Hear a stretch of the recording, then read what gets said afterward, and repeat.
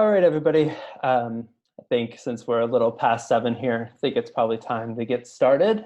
Thanks so much to everybody who's joining us. I'm Lucas. I take he, him pronouns. I'm an organizer with 350 Seattle and a graduate student studying climate science at the University of Washington. I wanted to start this webinar. We're going to be talking about mutual aid and the COVID crisis and how it relates to our climate organizing tonight. But I wanted to start just by taking some time to say I think we're all sort of feeling like this is kind of the most consequential, global, life-altering thing that maybe we've all shared the experience of living through right now. I've certainly struggled with that feeling in this moment. But I want to acknowledge that as we do this webinar on occupied territory, that there have been other instances of world-altering, life-changing history being made, and Indigenous communities in this state, in this country, in this world have been subjected to some of the most violent, repressive techniques for altering a world. And we can look to them and their continuing culture for resilience and how to develop mutual aid networks that actually care for each other and care for this planet. So I did want to start with that acknowledgement and just say that we're here on this territory and we have guidance from Indigenous peoples, from First Nations people that we need to center in our organizing. I'm excited to have this webinar on Zoom. I really thank everybody for joining again. And we're lucky enough to have some folks for the People's Echo here who are going to open us with a song. But before that, I did want to lay out a couple Zoom logistics. So the first thing is we have a chat going on. You're welcome to share things that have brought you here while we do these brief introductions and open in song.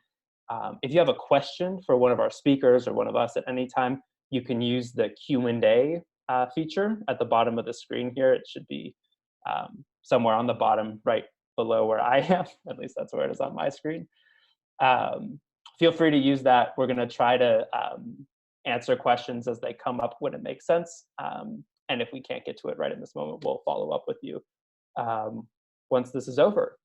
So with that being said, I'll pass it off to Ale and B, who are going to open us with a nice song. Thank you, Lucas. Hey, everybody. I'm Ale, and I'll let B introduce herself in a second. I'm with the People's Echo, and for those of you who don't know who the People's Echo is, we're a group of folks getting together, gathering, catching from the river of creativity new songs for this political climate, and our goal is to empower people to be song leaders and teach songs out to the broader community and bring songs to the streets whenever possible. So we were really excited to be a part of this call tonight because we believe that even in these times, song is so important, and we've been seeing the impacts that it's been having on the community pre-COVID-19. And so we want to keep bringing it to this community. It feels really important. That being said, tonight's going to be our first night ever trying this out with y'all. So thank you for being a part of our experiment. I would invite you to wear headphones if you'd like. Everyone will stay muted, but we invite you to sing along. Maybe turn your volume down a tad bit to start out, because I will be putting on an audio that we're going to sing with. It's of us, of the People's Echo, singing in the past. And so when I put the volume on, I don't want it to startle you. So feel free to turn it up as loud as you want from there, but just letting you know. But first, I'm going to pass it off to B and let B tell us about what we're going to sing. Yeah, my name's B. I use she, her pronouns for those of you that don't know me. And we're gonna sing a song called Courage. This song is really special because it's about acknowledging that things are really scary. And yet here we are, coming together and standing up anyways in the face of the unknown and saying that it's okay to be scared. And yet here we are, grounded together. So I'll share the words. It is pretty simple. The words are: courage is not the absence of fear. It is the feeling of this fear, being afraid, and standing up anyway. So Ale will play the audio. Like she said, we can all sing along. It is delayed when we try to sing together, so if we all just want to mute our microphones and jam out together from behind our own screens, I'm sure you'll catch on.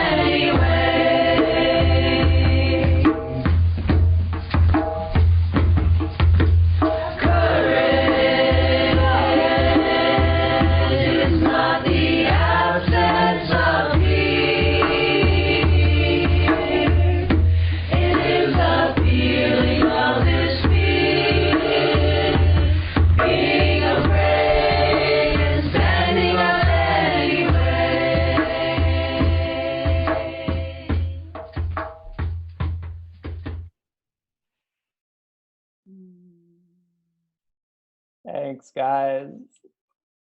Feels good to have that music. I really appreciate it.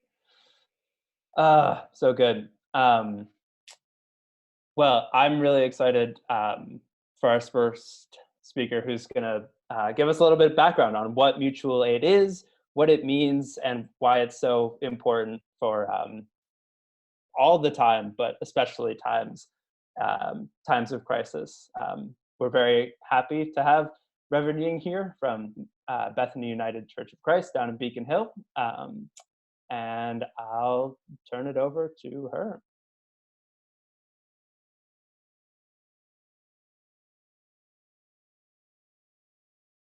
Thanks, Lucas. Thanks, everyone. Can you hear okay? Okay, it's great to have you. It's great to be with you in this community. A number of people at Bethany United Church of Christ are part of 350 Seattle, as well as Tex Amazon. So I feel really honored. And if I could hug you, I would. I'm glad that you're here. It is really important that we support each other. And it's pretty amazing. I think we're on the same line together, because when they were singing the Courage song, the first thing on my list was Stand Up. I don't know if you'd seen the movie Harriet, but Cynthia Revo wrote the lyrics to that, and just listen to this. It's just connected, just what we had talked about, courage is not the absence of fear. But she says, so I'm going to stand up, take my people with me. Together we are going to a brand new home. Far across the river, can you hear freedom calling me to answer? Gonna keep on, keeping on. I could feel it in my bones. So anyway, part of it is also just realizing in mutual aid, as Lucas said, we're not alone. I really believe, and as I tell people in my community, we're surrounded by a cloud of witnesses. And so I started, a lot of times I always start every single time we're together in community, in beloved community at Bethany and in the community, we talk about, you are beloved. You are beloved, I am beloved, we are beloved, and let everyone remind ourselves that our neighbors are beloved, because all are beloved of God. I know that during this time, these difficult times, there's a lot of if we knew it before with the racism and the discrimination and the xenophobia, we see it, happening now. And so just want to be aware of that as we, do this wonderful thing of building mutual aid together. A couple of things I just want to share within my time together is, if you think about it, you got to eat well, you got to sleep well, you got to exercise, and you need to have community, right? Okay, so those 4 things in my short time, I just want to share with you. And some of the resources I was sharing with Lucas, there's a lot of them. And I know the amazing thing is I think about back to Mr. Rogers growing up, and he's an ordained minister, believe it or not. And he would say, look for the helpers. Look for the helpers. And we could, there's always things that we could see that people are not helping, or they're not helping, they're not social distancing, or they're not keeping the safe distance, or they're in denial. But in general, people in general are loving, and people in general are building communities. So the first thing I wanted to share with people is, especially if you're working with mutual aid for food, there's a lot of different, we work specifically with Rainier Valley Food Bank, because it's right there on Rainier Valley, and that's available. And I know they have a link so that people can get food if they need it right there on the south end. But there's also wanted to make people know about the Food Lifeline. And if you could go to foodlifeline.org, that's important. There's 2 other things that we do in our community. Bethany's really good about trying to get food to our elders, because we don't want the elders going out. That's really dangerous. Anyone 60 and above is quite vulnerable. So even if you're a young person and you think that it's okay to be out and about, actually you're doing a good thing in staying home and taking care of your neighbor by staying home and staying healthy. So Bethany has a number of things that we do in providing meals for elders so that they don't have to go out. And then another thing that one of our partners that 350 works with is Got Green. Got Green is really involved also in a lot of climate justice, and they have what we call fresh bucks. So that's for people that are available, if you want to know more about that, so that they can get funding, or so that they can buy food at Safeway or another grocery store to make that available. A second thing, and I know Amy's here on behalf of John Manella and the Tenant Union, and I'm glad she's going to speak as well. But we've been working, Nikita Oliver and John Manella and I have been working with Solidarity with Workers, and there's a group called Mirkwood, Workers of Solidarity, and they've raised and will continue to raise more than 60K, so 60,000, which is not a bad start in this last month, so that we have funding that's available, one that's directly for aid and mutual aid, like I shared with Lucas and others. Second thing is, how do we be in solidarity with workers? And the third thing that we're working on is, again, some of the anti-racism, and also, when we see people of color and communities, especially our First Nations people, being hurt during this time, how do we advocate for that and continue to make sure we're standing with all people? That's really important, because we are one, right? And then when we're talking about sleeping, I don't know, a number of you know, I wrote our article on tiny house villages, but we, before the COVID-19 happened, we were packing the city hall. And so a number of us were advocating for tiny house villages. And so a lot of that is so that we can figure out how do we continue to keep our neighbors who happen to be homeless, how do we get them off the streets so that they're safely in shelter. And I know a number of cities, we're trying to do some transformation around some of our buildings in Seattle, as well as build, hospital beds using CenturyLink. So that's been happening, around the country, and that's really important as well.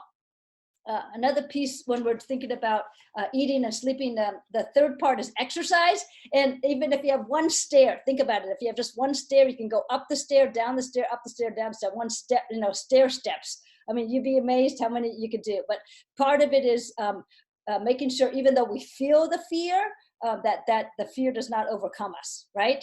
That together we can make a difference, and that you got to stay in shape. You got to make sure that you're healthy. Keep that distance from somebody to make sure that you stay healthy as well as they do. And then finally, just want to share with you in community, one of the things that Amanda and John Manila and also Nikita Oliver, Shama Sawant, Kelvin Priest, a bunch of us have been working on is Tax Amazon. And that for me is the community part, the communal part piece, that the social justice piece, that the climate justice piece that we're working with. And why is that so important? Is because if we have Tax Amazon, we got the richest man in the world right here in our city. And if we get Tax Amazon, we have funding that can be available for affordable green housing. So that's going to be really important. What we're doing is together we're asking that we get relief for what's happening with the coronavirus. And then from that, we continue to bring in 300 million each year for green affordable housing that will be union built. So that's kind of one of the big pieces of community that's possible. We already know that so much is on the backs of workers. We also know today, being April 1st, mortgage was due, and so how do we make sure that that we have rent control, but we also stop evictions, stop any type of utility raises and things like that. So together, these things, making sure people get something to eat, making sure there's a place to sleep, making sure you exercise, stay healthy, eat well, and then the last thing is, how do we continue to work together in community and in social justice? So I'm just really grateful for everything that, Got Green, 350, all the other groups are doing in order to make this happen. And so any way that I could help, Bethany United Church of Christ can help, and our wider community of people, we're here. And so I'm really grateful. Just remember, you're not alone. We're one and we're together. And just want to share with you one more thing. I have a teenager in my house and nieces and nephews. And one of the things that they were trying to see where the silver lining was. And they said, maybe the power, up there, whether it's Holy Spirit or Buddha or God or Allah or whatever, is getting us off and out of our cars. So there you go. Maybe it's one way, we could say we actually can get out of our cars, and we could actually figure out a way that we could get transit for justice for everybody. So another key piece as we build community. But most of all, I'm grateful for you guys in community, and let's keep being together for each other as we build mutual aid, because we are one. Thanks. Thank you. That's really powerful. I really appreciate you sharing all those resources and sharing that spirit of mutual aid and fighting for each other. I will say that one thing that has really blown me away over the past couple of weeks, I've been talking to a lot of people getting ready for this, building up our Tax Amazon campaign that we're going to talk about a little later in this webinar, is just the energy that people have for helping out right now. I think in times of crisis, it can actually be the most powerful organizing that really sticks with people for the rest of their lives, is when they actually feel like they've contributed to their communities and to their world in a time of crisis, because that's when the rubber's really hitting the road. And that really leads nicely into the pod network that we're hoping to start building out this evening. So there's been some conversations in 350 Seattle about how do we adapt our organizing, which typically relies pretty singularly on activities that would not be considered social distancing, to this new reality that we have to be distributed, we have to take care of each other, and there's a lot of urgency. So the way that we're encouraging people to plug in right now is through sort of neighborhood by neighborhood, block by block organizing. Selection just threw the link to this page into the chat. I'm actually going to share my screen so that we can all look together here. Let's make sure this is coming through. Somebody give me the thumbs up in the panels if they see this. Excellent. So this is the 350 Seattle Mutual Aid Neighborhood Pod kind of landing page. So I really encourage everybody to navigate here after this is done. You're going to get a link after this webinar that points you in this direction again.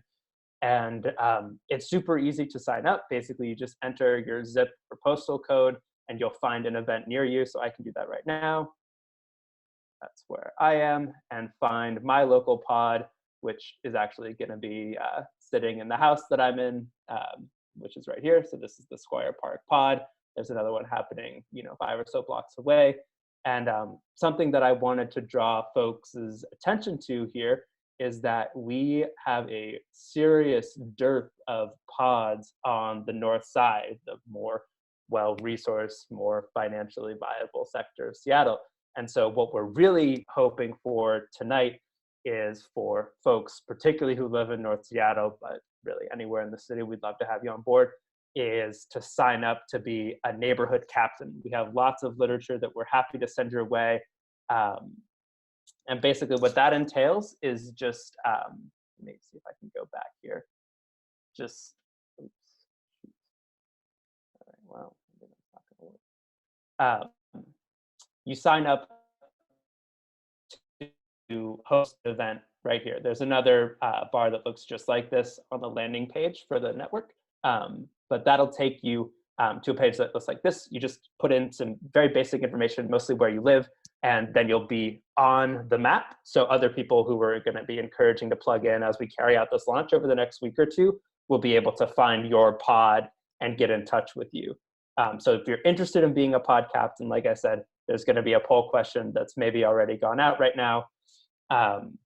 And please answer yes to that, and then we'll be in touch with you after that. But we really are looking to build out this infrastructure. There's been a lot of effort to put in materials that are going to be able to help you and facilitate that. And we are looking to plug the Tax Amazon campaign that Reverend Ying mentioned, that a bunch of us at 350 are plugged in on as well, into these pod organizations that are starting to build themselves out.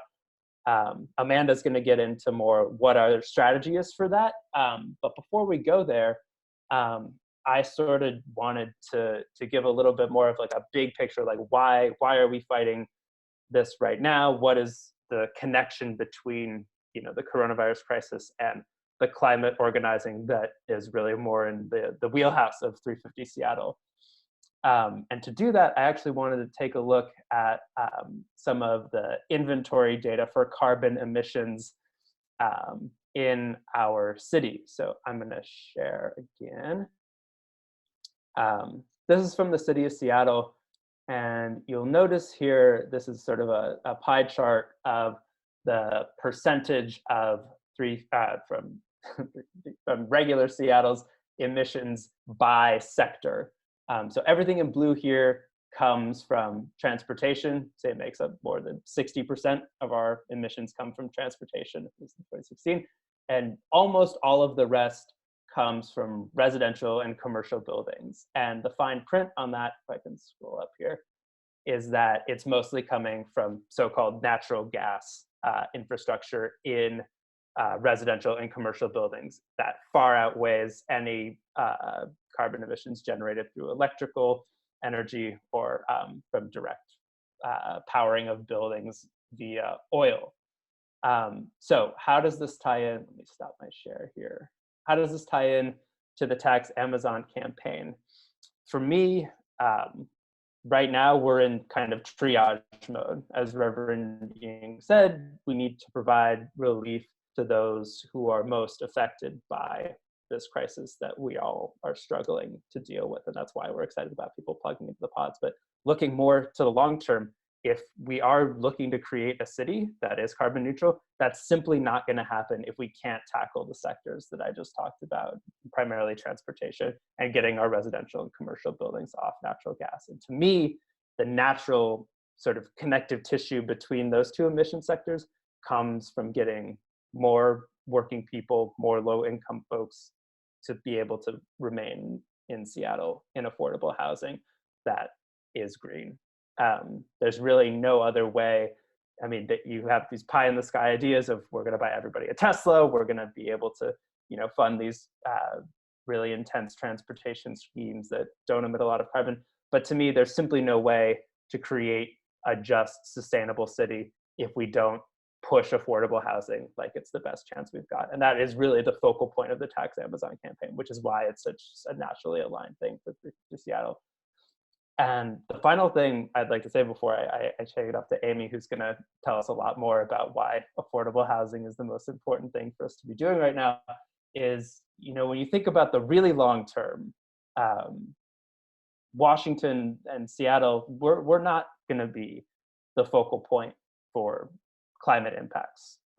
It's simply just not going to be the place where the impacts of climate change are felt the hardest. It's going to be communities that are already on the front lines, and tropical communities especially, where the heat is simply going to make communities not livable.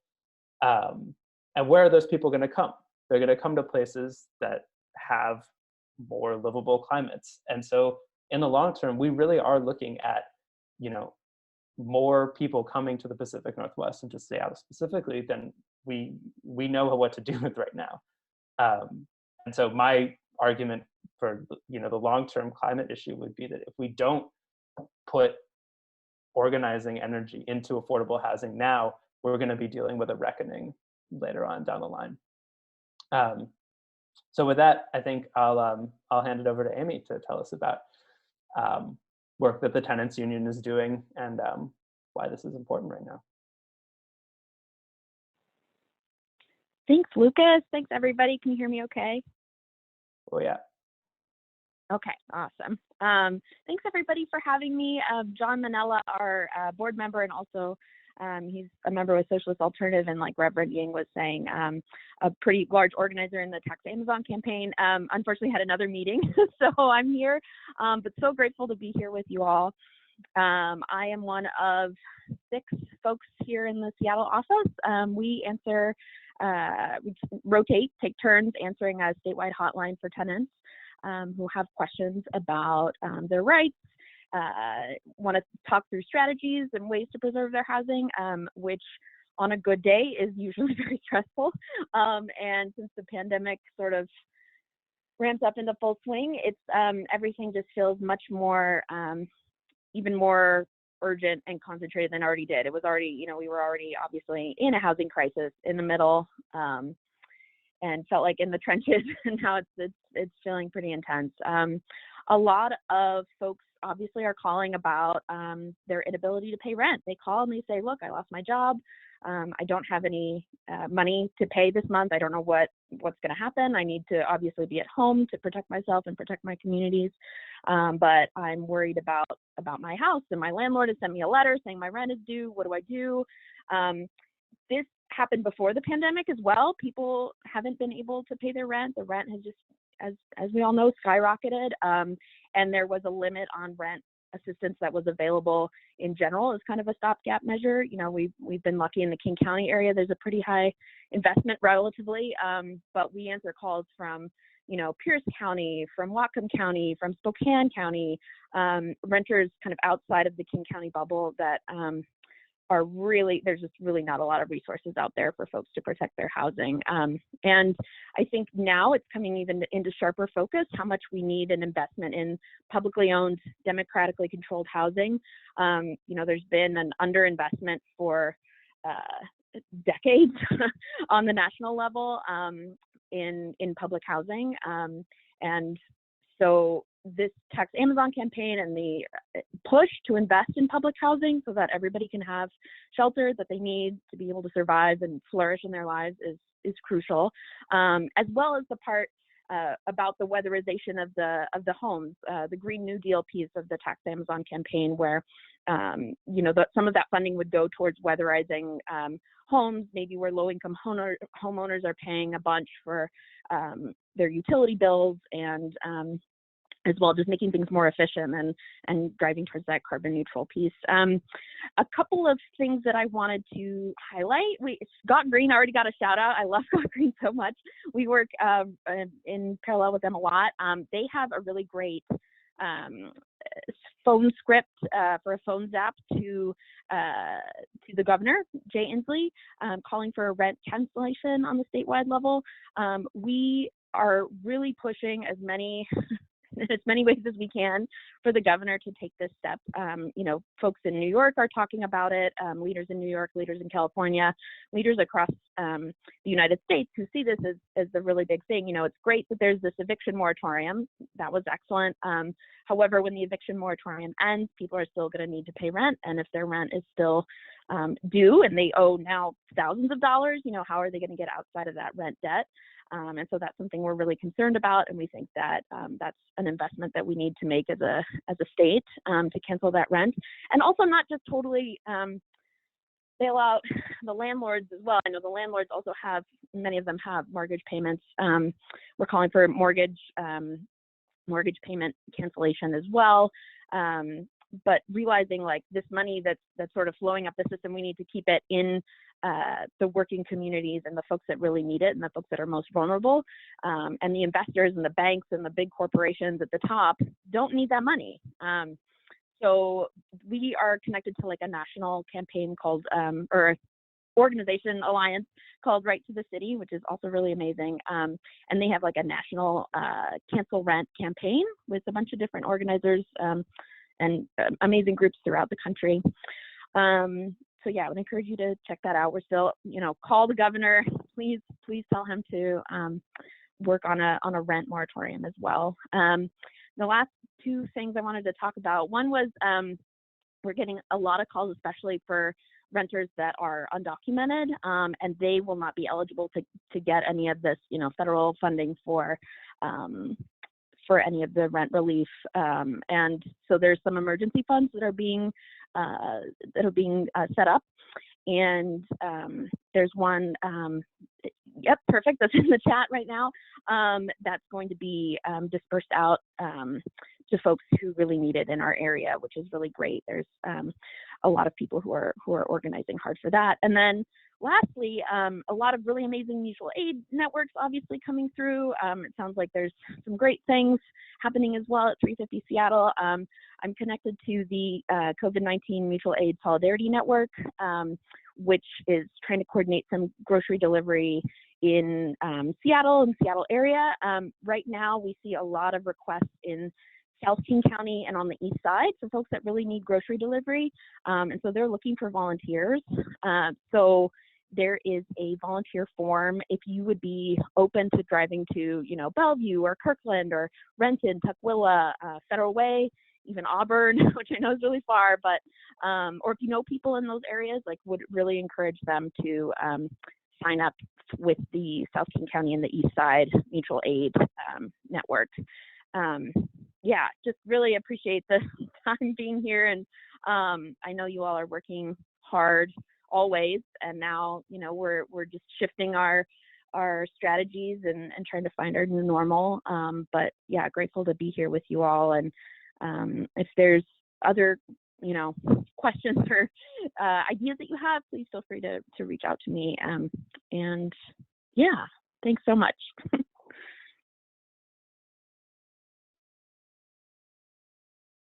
Thank you, Amy. I really appreciate you jumping on at the last minute and yeah, sharing all that information. It's been, yeah, I'm sure that people on this call and all of us know folks who are really grinding right now with things that just seem so unfair and just so much more messed up than they need to be. But I really appreciate the work that you do, and thank you so much for being here. So we've heard a little bit about sort of what the big hurdles are for folks in the city. And now we're going to hear about how we're going to try to fix them with progressive taxation. So I'm really excited that Katie Wilson's here from the Transit Riders Union.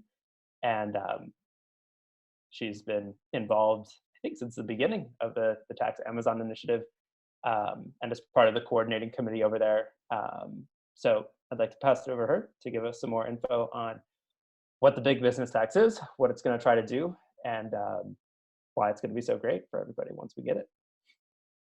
Okay, thank you, Lucas. And I will say that I interpreted the question that I was supposed to talk about as being more, what are we going to spend it on, as opposed to what is the tax itself, but I'm happy to talk about that as well, if that's what you were hoping for.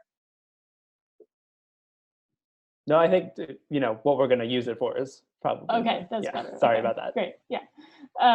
Okay, yeah, so, and I mean, I think that Amy and others have covered a lot of this as well, kind of the importance of housing. I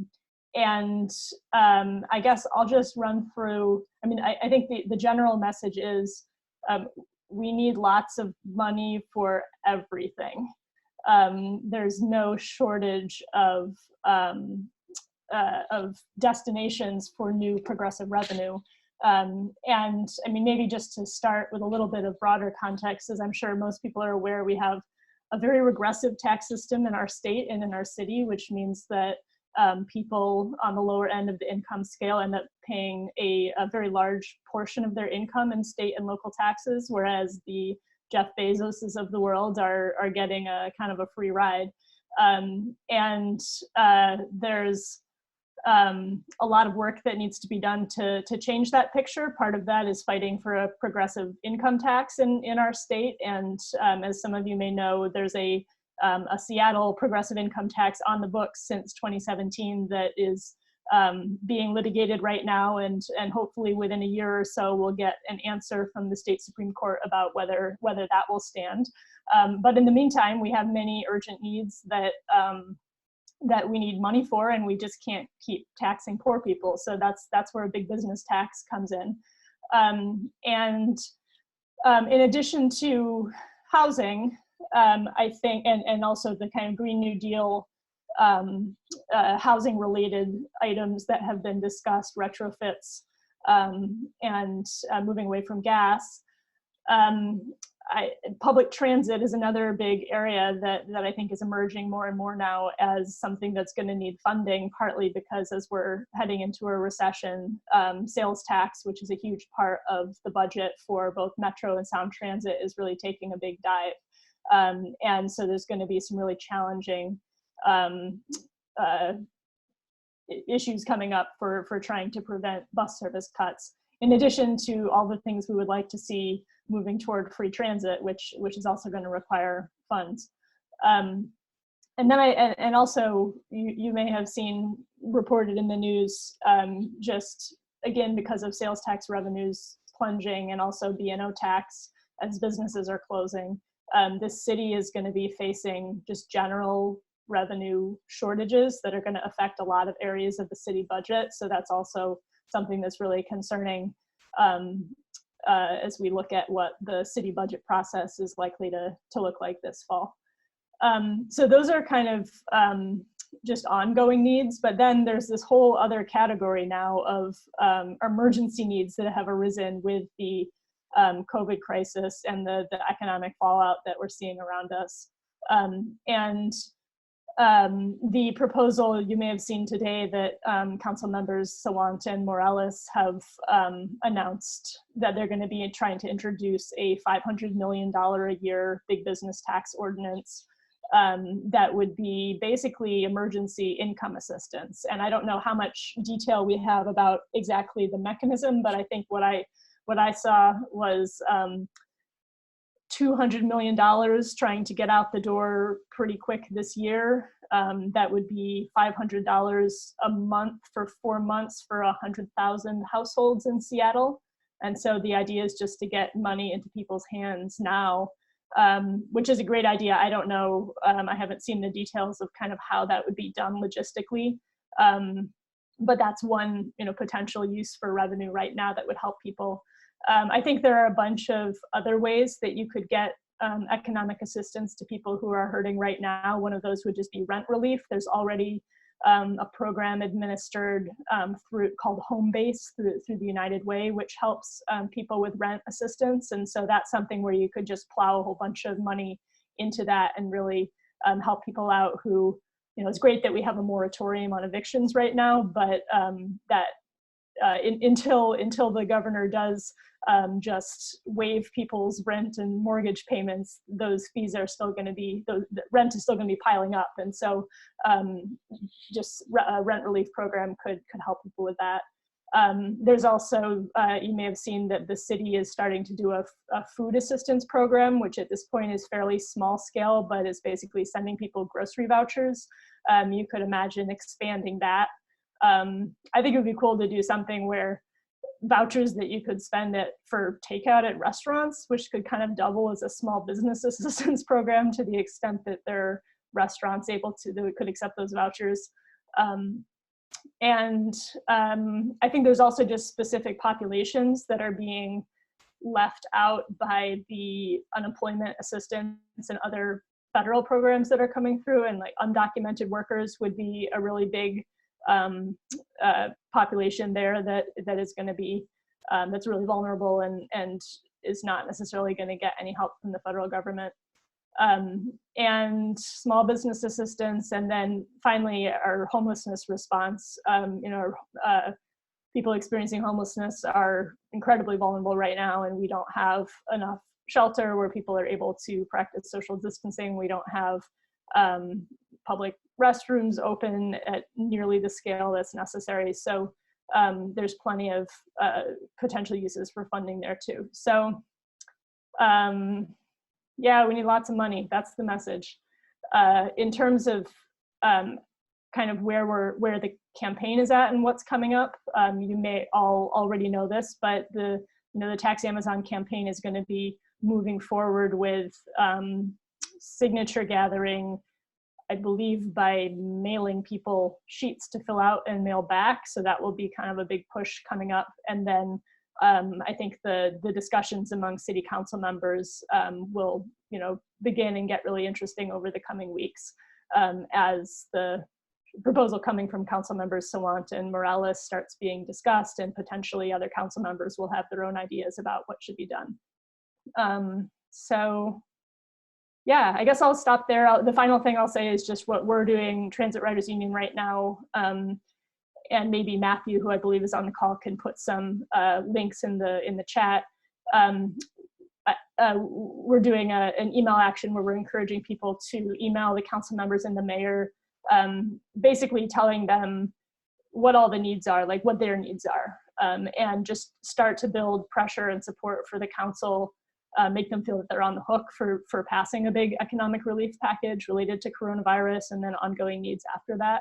And so I think them just hearing from people and letting them know, like, we can't just leave this to the federal government and the state, you have to act, is really helpful right now, just to build up that kind of political will.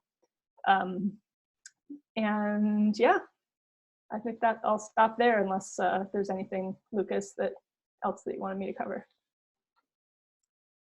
No, that's great, Katie. Thanks so much. That's really helpful information. And Transit Writers Union is definitely holding it down on all these different streams that are going on right now. I think one thing that I learned today that really struck me as sort of emblematic of how we have so many cracks in the system is I was listening to KEXP this morning, and they said, hey, just wanted to put this out here.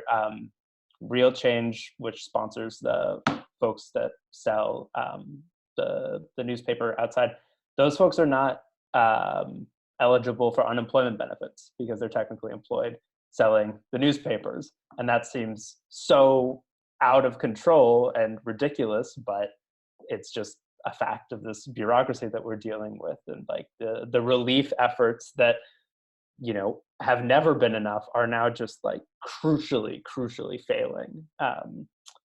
So I just think that these are all really important things that we all sort of need to be aware of.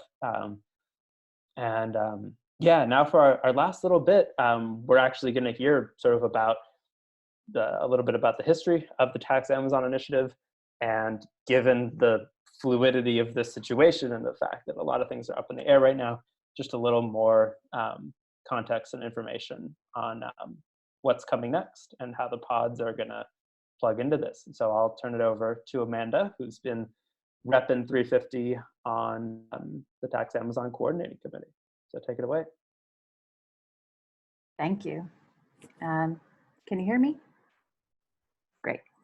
Hey everybody, I'm Amanda and I'm an organizer with 350 Seattle. And like Lucas said, I've been representing 350 Seattle and the Green New Deal team on the Tax Amazon Coordinating Committee. And I just want to take a moment to really thank all the speakers we've heard from so far during this webinar. It's awesome to hear all your voices and perspectives, and I'm grateful and just really honored to be in this movement with you.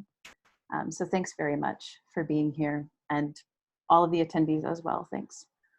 I didn't see too many questions in the Q&A box, or any in fact, but I did see one in the chat, and it's just a quick definition. So before I get into what I want to talk about, I'll just kind of redefine the pod. Somebody asked, what is a pod? And that's what Lucas was talking about earlier and showing us examples of on that map. And to respond to that, a neighborhood pod is a group of 5 to 30 people who live relatively close to one another and can commit to supporting each other in this moment of crisis. That includes asking each other for help and offering help, giving each other support, like picking up groceries for folks who are sick or quarantined, or helping a neighbor who has lost their job, helping that neighbor pay their bills. So the idea is that, and you know, this is kind of already happening in an unofficial way in a lot of places. In my apartment building, there's a sign-up sheet out front for people to leave their contact information if they need anything. And that's just someone doing that on their own. This is a more formalized way to step up and create that system for your neighborhood. Not only so that people in your area feel supported, but so that you also feel supported. And so now I'm going to get into, talking a little bit about the big business tax, what it is, and how these neighborhood pods tie into it. So just to reorient ourselves a bit, during this webinar, we've heard about the importance of mutual aid all the time, but especially in this moment. And we've also heard about what, beyond helping each other, beyond that, what a big business tax could do to support Seattle and vulnerable communities now and in the future. So the big business tax movement has been brewing for a long time. I'm probably going to be repeating some of what Katie already shared with us, so just bear with me through that. But the movement picked up a lot of steam earlier this year when Shama Sawant and Socialist Alternative geared up to push for a big business tax and came together in a coalition with many different community leaders and organizations, such as 350 Seattle. And then out of that coalition, the Tax Amazon Coordinating Committee was formed. And so that's what I've been sitting on as a member of 350 Seattle. So this movement launched and there was a ton of energy around it. We were getting together and deciding what we wanted this tax to look like. And these two different pathways formed at that time. And the first pathway is around a ballot initiative. So this coordinating committee worked hard to prepare a draft of the type of tax we would want to have on a ballot in November for Seattle residents to vote on. And that draft proposed, as Katie said, $300 million in funding annually, from a tax of 0.7% on corporate payroll for the top 3% of businesses in Seattle. And that would exempt nonprofits, cooperatives, and small businesses. And from there, 75% of the tax would be for union-built, energy-efficient social housing.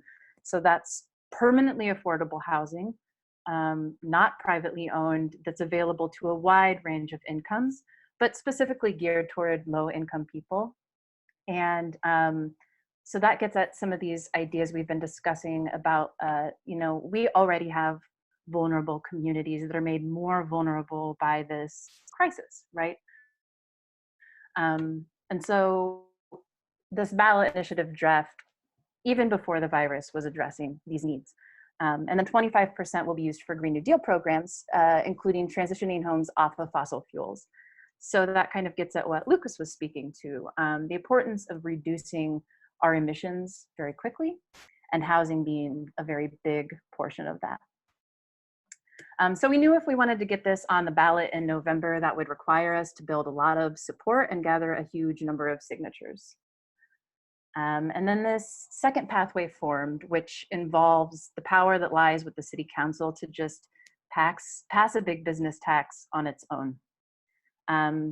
So council members Shama Sawant and Tammy Morales teamed up to bring forward a draft resolution for a big business tax, with the idea that this high energy movement and the pressure building that was already happening around the ballot initiative might actually just urge city council to act on its own. And then the pandemic hit. And so here's this new crisis on top of these existing crises we're already experiencing. And so like many others, we had to pivot. And I would say about this movement from the very beginning, based on all the different obstacles we've faced, we've already had to be very adaptive and multifaceted. But then the virus made clear that we would need to continue to be very adaptive. So for example, the ballot initiative, needing all those signatures, how are we going to gather 30,000 signatures without being able to see people? We need to keep ourselves and other people safe. That doesn't involve going door to door. So one possibility is that for the ballot initiative, achieving it could involve phone banking and the mail-in ballots that Katie mentioned and other strategies like that. And then for the second pathway, the City Council draft resolution has been connected to coronavirus relief. So the proposed amount was raised from 300 million to 500 million, a significant jump. And the funds, which would be available next year, would go to coronavirus relief first, and then transition to funding the social housing and the Green New Deal programs that we had initially discussed. And then just earlier today, in the face of this crisis, Shama Sawant and Tammy Morales unveiled an accelerated plan to tax big business in Seattle. And as Katie said, what that would do is provide 200 million in emergency coronavirus relief this year by June. So I know I'm saying a lot. There's clearly a lot of paths that this could take, a lot of strategies it will take. And I just want to underscore that that's where our adaptability and connection with each other comes in. Because no matter what, we know that we have to build and demonstrate overwhelming community support for a progressive big business tax or other funding sources to make it through not only this crisis, but the ones coming at us down the road. So we know we want to respond to the immediate needs in our communities, and we want to fight for the systems change that will make our city more resilient and just in the long run. And we have to stay flexible based on strategies that make sense at any given moment. So back to these pods. As you are setting up, you become a neighborhood captain and you're setting up a mutual aid pod in your building or in your neighborhood. We can support you in doing that by giving you all the materials you need to get started and make it happen. Start making those connections with your neighbors. Start making sure the people around you are taken care of and resourced. Of course, that also includes looking over the many resources our speakers shared with us, looking at what other communities really need help right now and what's going on out there to make sure that we're taking care of each other. So like I said, we'll send you these materials to help you get started, and we'll also have volunteer coordinators reaching out to you to make sure you have everything that you need. Not only to get this pod off the ground, but also just to have another connection with somebody during what is proving to be a pretty tough time. And so that volunteer coordinator who reaches out to you will also be your connection to the campaign. So those volunteer coordinators might reach out to you, they'll reach out to check in, to share resources, and also just to give you action items. And so that could be signing a petition or making a call to the mayor and the council members, asking them to support progressive revenue, writing letters, or even just talking to other people in your pod about what you've heard tonight and how you feel. Why does a big business tax make sense for this moment? So we're wanting this network that we build of these neighborhood pods, not only to help people feel resourced right now, but also be a way for us to build power for this big business tax, even though, of course, we're all isolated and stuck indoors at the moment. So for this to work, you will be hearing from me right after this webinar, and I will be sending you a promotion pack that includes social media posts you can share to get the word out. It's also nice just to have a lot of what you've heard tonight delivered in nice bite-sized information bits. So you can share those. And then I'll also, I'll send out the neighborhood pod organizing materials.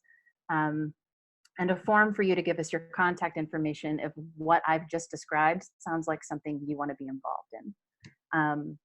So the idea being, of course, we help you build power wherever you are by forming these networks, and then you can connect back to us and help us build even more power around a big business tax, which we sorely need.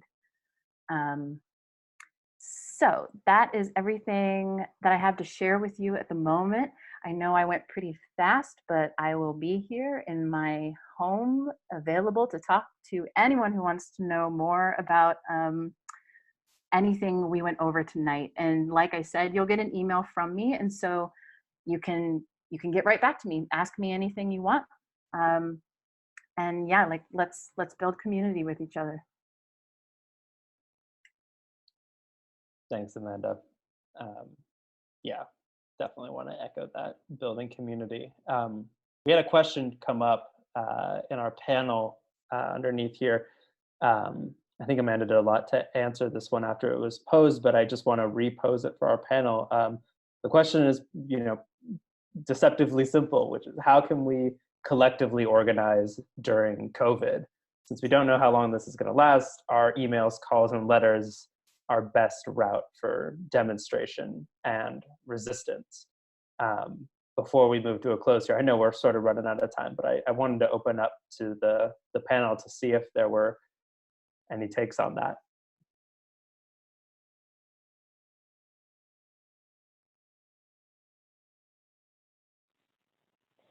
I just put a link in the chat about a cool protest that is also socially distant that I saw by the Los Angeles Tenants Union.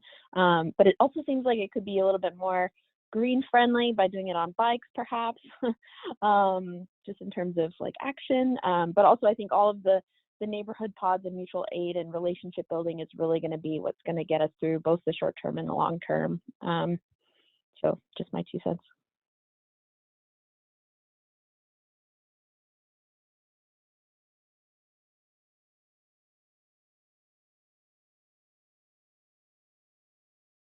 I just want to reiterate, what Amy's saying, but also people can sign up for the neighborhood pods. If people can sign with what Amanda's going to put out in the email with the petition for big business tax, and that it's not the workers. We have multiple taxes already on ourselves. So it's about time that, for me, it's a matter of morality and faith and building community, that basically the people that have it, they need to pay their fair share. So I'm just grateful for all of you colleagues. You are part of my community. You're part of my family.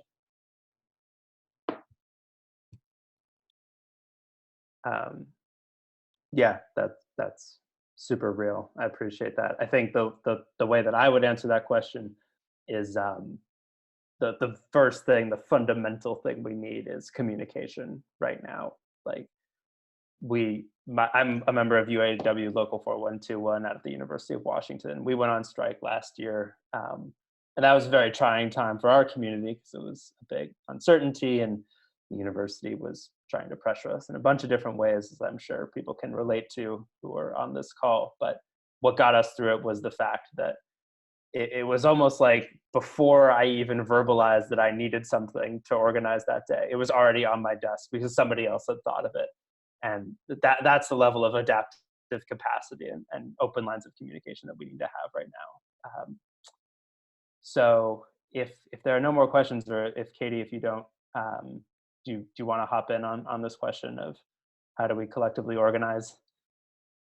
I mean, I think that's a big question that we all need to think more and more about, especially if we're going to be in this situation for quite some time. I mean, something that we've been talking about in the Transit Riders Union is just like, you know, given that so much of our organizing is about going out and talking to strangers, because, you know, we always want to bring like new people into these campaigns. How do we reach new people as opposed to just going back to the people who are already in our networks? And so, you know, the thing that we're trying to do at the moment is we're going to be, or our organizers are calling people whose phone numbers we have because they, you know, signed a petition or whatever, and asking people not only to email their elected officials, but also to reach out to 5 of their friends or people that they know and asking them to take the same action. And so basically trying to get people to help us reach out to new people, you know, when we can't do that ourselves.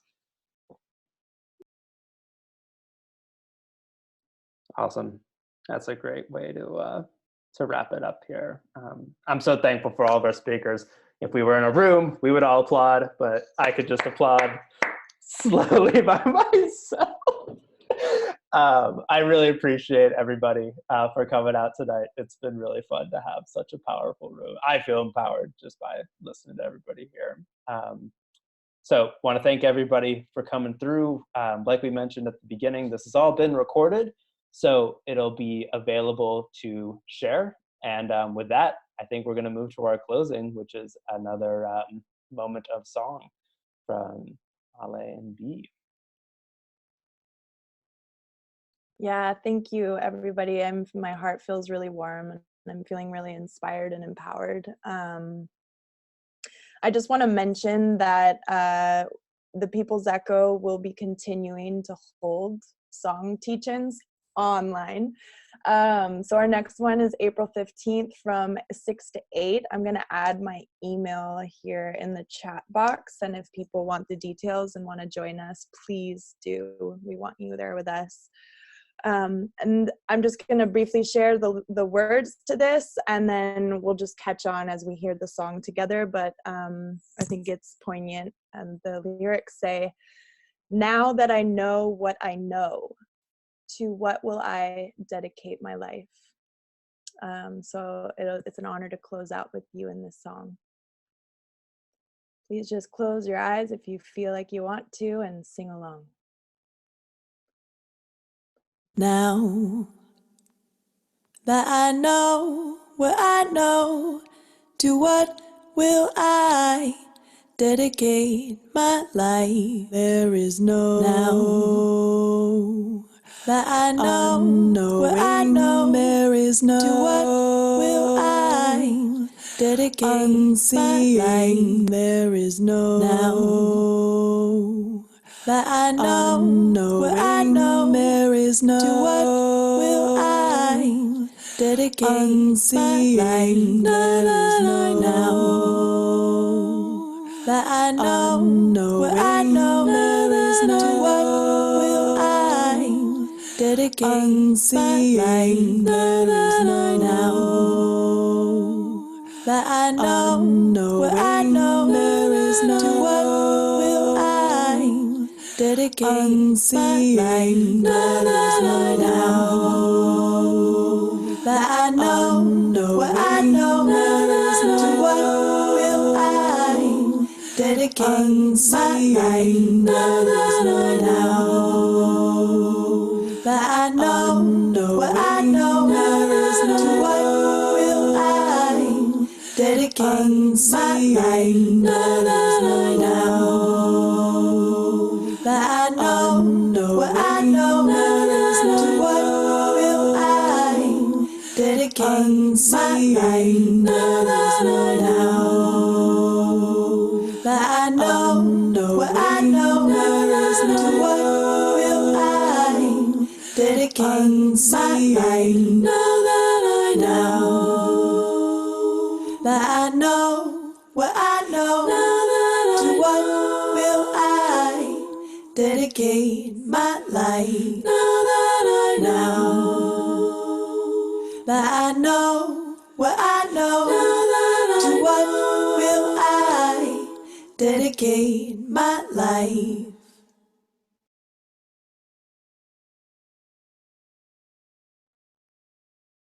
Thank you both so much. Really appreciate all the work that the People's Echo does. And yeah, have a great night, everybody. It feels weird to be signing off after all this positive energy, but sun has gone down and it's time for dinner probably.